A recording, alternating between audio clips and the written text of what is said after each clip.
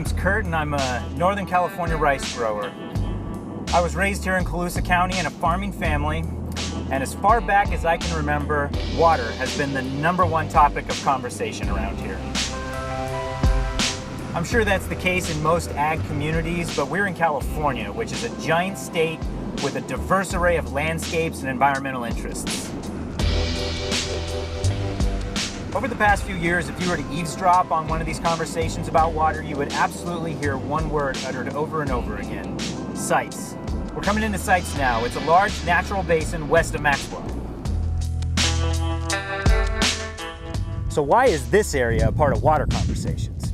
Because sites here has been flagged as an ideal location for a water storage reservoir. This is a broad topic with a lot of layers, a lot of ins and outs, a lot of interested parties. I'm going to discuss and analyze the idea of a reservoir here at sites over several segments, potentially over several years. But this is the beginning, a table setter. Where are we and how did we get here? Sites here has been a mainstream topic of conversation for the last few years, but the idea of a reservoir here goes back much further than that. I think sites was originally studied back in the 1950s, as I understand it, and I believe it was the Bureau of Reclamation that was looking at a variety of reservoirs in the North State, and so I think there was some studies that go back into the mid-50s. Probably about that time was when you started to have some of the kind of the environmental consciousness came into California and elsewhere, and so you started to have the laws that, you know, changed things. So I think there was kind of a period there where people were thinking that, you know, we shouldn't be building dams or reservoirs. So it never happened. Instead, it became one of those things that was talked about around the coffee shop or while leaning against the back of a pickup. It never got an opportunity to take off, develop, and become a real thing.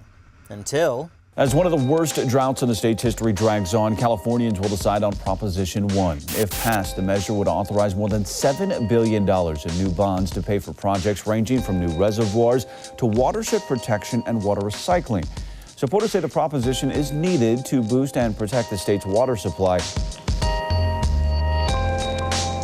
November of 2014, Proposition 1 hits the ballots. The massive $7 billion water bond shifted the site's reservoir talk from pipe dreams to pipelines. With Proposition 1, with the water bond, the governor, you know, really was the lead campaigner on the bond, and his campaign that he was going around the state talking about was saving water for the future.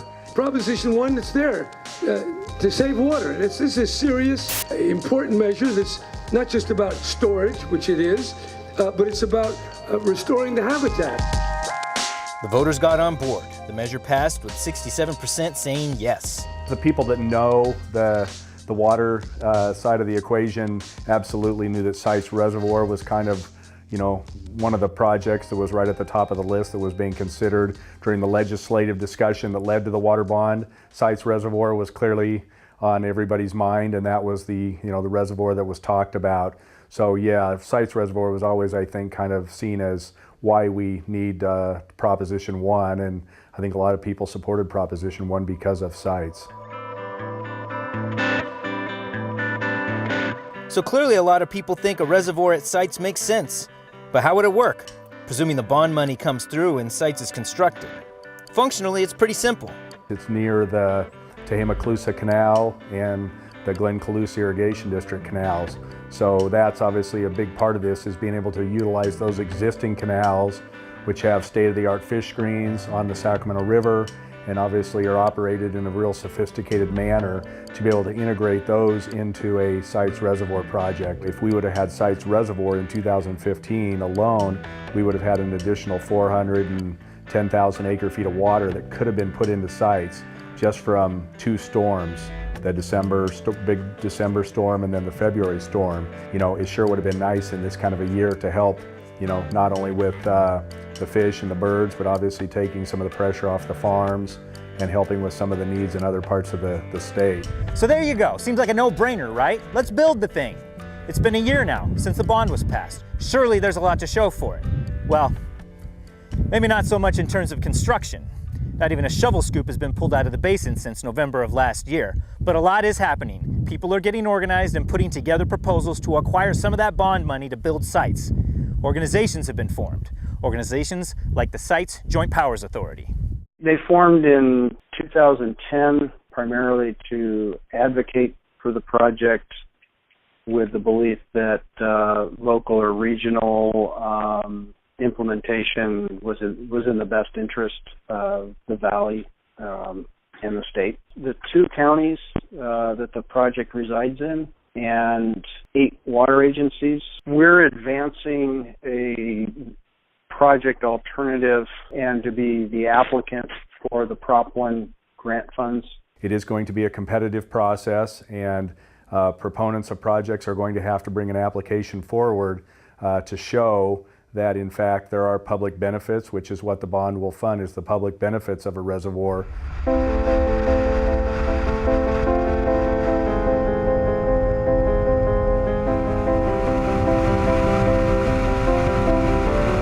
The goal at this point is to tap into that bond money and put it towards sites to help get the reservoir built. But what needs to happen to accomplish all of that? And who's the gatekeeper on the bond money anyway?